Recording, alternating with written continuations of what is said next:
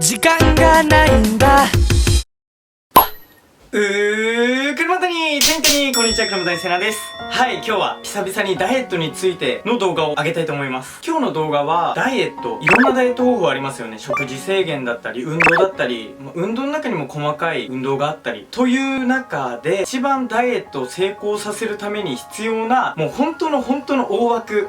中の大枠になると思いますので、ぜひ最後まで見ていただけたら嬉しいなと思います。で、まず、その理想体型というところで話したいと思うんですが、理想体型、皆さんそれぞれあると思います。僕にもあります。それを、理想の体型をお互いに、人と人とが言及するのってすごく野暮だと僕は思うんです。なので、僕は170センチで47キロなんですけど、今の体型を自分はすごく好きで、そして動きやすい、僕にとってはすごく健康的な体型だと思ってます。僕が50キロを超えるとだるくなったりするんですね。っていうのも含めて見た目だったり、物理的な問題だったり、それも含めて僕は今の自分が好きです。とは言っても、攻撃的に言われるのは嫌だなとは思うんですけど、コメントでもっと太った方がかっこいいよとか言ってくださるのはすごく嬉しくて、客観的に物事を判断したいなとは思ってるんですけど、やっぱりあまりそうやって見れてなかったりすることもあって、今たくさんの方が見てくださってる中で多数の意見が自分に気づきを与えてくれるので、コメントで頬がこけてるとか言っていただけると、確かにもうちょっと太ろうかなって思えたりするので、そういった意見は全然嬉しいので、それまで言ってたことと若干矛盾するかもしれないんですけど、ぜひコメントでいろいろご意見ください。はい、皆さんもいろいろな理想な体型があると思うので、それをどのように実現して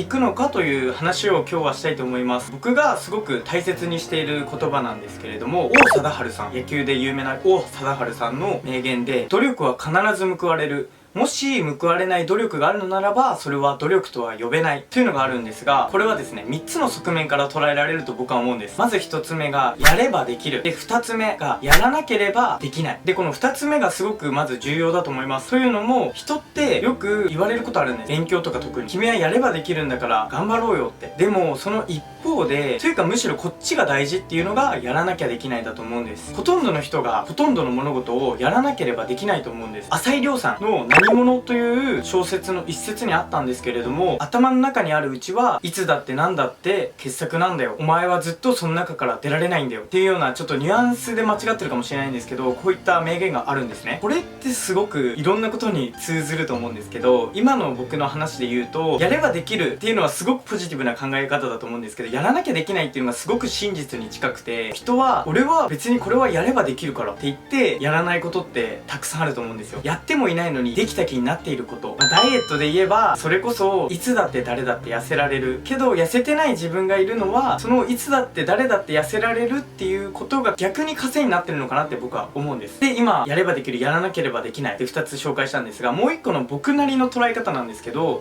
3つ目がさらに重要で、これはですね、僕の言葉だと説得力ないと思うので、かの有名なトーマス・エジソンの言葉を借りさせてください。トーマス・エジソンはこのように言いました。天才は 99% の努力と 1% の才能であるっていう言葉を残してるんですけれども、これもいろいろな捉え方があって、人って自分に都合よく言葉を捉えがちだと思うんですね。なので 99% の努力がすごく大事なんだっていう捉え方もあれば、もう一つ、ほんと一説なんですけど、99% の努力があっても 1% の才能がなければ意味がないというような捉え方もできるんですね。ここから王貞治さんの言葉を見つめ直すと、ちょっとずるさが見えると思うんです。王さんの言葉にはずるさというか、この名言には隠れたトリックがあるのかなって僕は思っていて、努力は必ず報われる、もし報われない努力があるのならば、それは努力とは呼べない。で、これは 1% の才能、あるいは 10% の才能があってからこその言葉だと思います。もっと分かりやすく具体的に言うと、例えば僕が田中将大さんみたいなメジャーリーガーの大エースになれるかと言われれば、僕は自分で無理だと思ってますし、おそらく皆さんから見ても無理だと思います。ここに 99% の努力を注いでも花は開かないっていうことは世の中にはたくさんあると思うんです。ちなみに僕は今ダイエットの話をしています。でもですね、こっから僕がもう今までのはすっごい長い前置きだったんですけど、時間がないんだ。待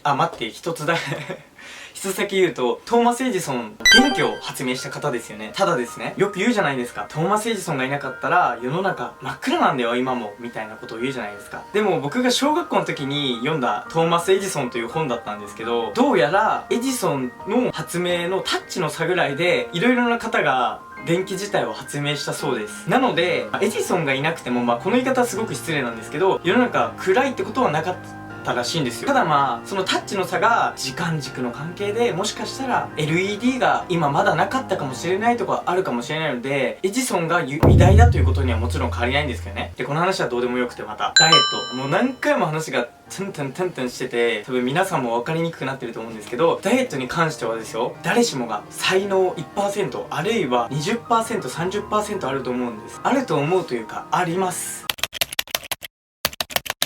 これがちょっと持病を持たれてる方とかはまた話が変わってくるので、ちょっと言いづらい部分になるんですけれども、誰でもあります。なので僕がすごく言いたいこととしては、さっきの名言をですね借りながらダイエットを見つめ直すと、 1% あるのに努力しないのはすごくもったいないのかなって思います。もう分かりきってるんです。ダイエットやれば誰でも痩せられるんです。それが理想の体型というくくりにして、身長だったり、筋肉のつき方は人それぞれあるので、それは難しいのかもしれないんですけど、痩せるという一点については誰でもできるんですよ。必要十分の努力を重ねれば痩せられるって分かっているのに、やらないのはすごくもったいないのかなって僕は思ってます。いろんな世界でいろんな才能があると思うんですが、こんなに明らかに才能と努力を掛け合わせた時に結果が分かることって、やらなきゃ損じゃないですかね。さっきも言ったんですけど、田中将大さんがどんだけ努力しても、あれだけ才能あっても、努力を重ねたからといって彼ですらメジャーリーグで大活躍するっていう未来は約束はされてないと思うんですよ。それがダイエットは違うんですよ。皆さんがやれば絶対できる。で僕はそう思ってるので、それが分かってるのならばやらないと。しかも僕はそれだけ理想の体型になりたいっていう気持ちがあるからです。もっと具体的に言うと、これは絶対真似しないでくださいね。またちょっと絶対真似しちゃいけないことだとは思うんですけど、10日間で10キロ痩せるって決めた時に逆算したらすごく分かりやすいじゃないですか。1日1キロ痩せればいいと。自分の理想体型に必要なダイエットは何キロなのかっていうのを明確にして逆算していくことはすごく重要だと思います。そうすると、例えば